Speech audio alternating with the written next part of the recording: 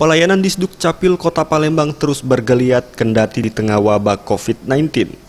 Kepala Dinas Kependudukan dan Catatan Sipil Kota Palembang Dewi Isnaini menuturkan, untuk pelayanan sendiri lebih kepada penerapan layanan online dan penggunaan mobil keliling untuk mengurangi tatap muka langsung antara petugas dan masyarakat.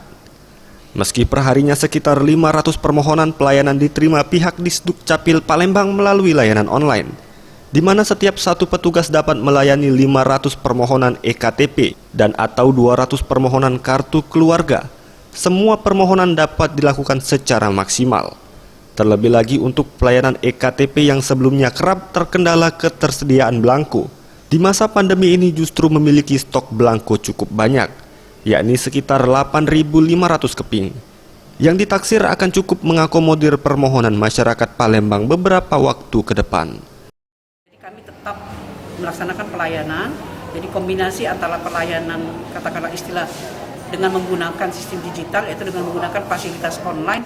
Jadi untuk melakukan perekaman, kemarin kami menggunakan mobil pelayanan, jadi direkam di sana dan langsung dicetak.